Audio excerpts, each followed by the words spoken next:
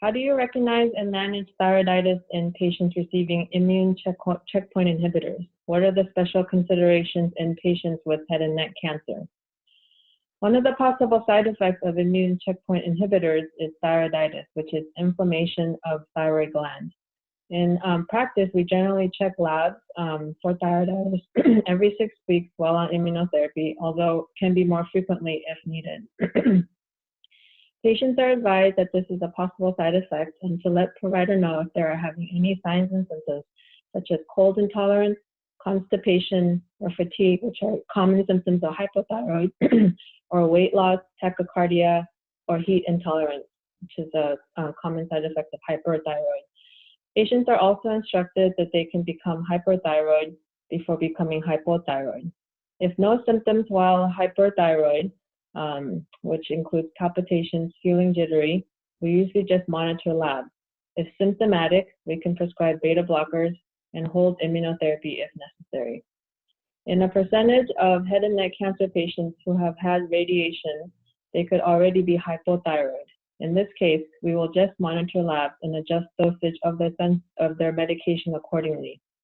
Many have an endocrinologist or general practitioner who monitor this as well. Some symptoms to watch out for are fatigue, constipation, dry skin, brittle hair, appetite changes, which are common symptoms of hypothyroid, and palpitations, feeling jittery, heat intolerance, and weight loss, which are symptoms of hyperthyroid. For patients who are hyperthyroid, we generally monitor labs.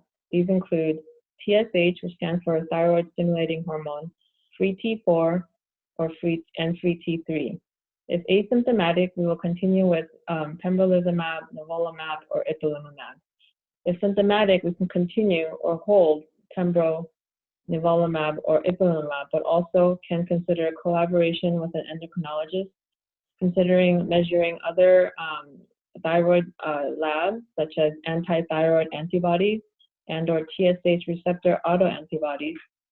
And we can also consider short period of prednisone given at 1 milligram per kilogram or equivalent in acute thyroiditis, but generally we do not do this in practice. If therapy was held, we can restart when symptoms are mild and tolerable. For patients who are hypothyroid, we generally do not hold and we continue the immune checkpoint inhibitors and adjust medication for replacement.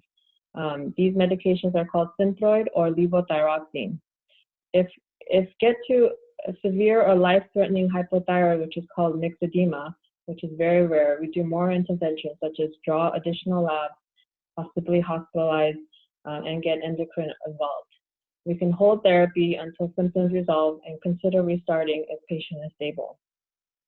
Some red flags to watch for are swelling of the thyroid gland causing compromised airway, thyroid storm, which is called severe and thyrotoxicosis, which the symptoms include mental status changes, extremely elevated heart rate, blood pressure, body temperature, or compromised organ function. Some other red flags is called myxedema, which and some of the signs and symptoms are changes in behavior, mental status changes, extreme fatigue, cold intolerance, shortness of breath, and swelling of hands or feet.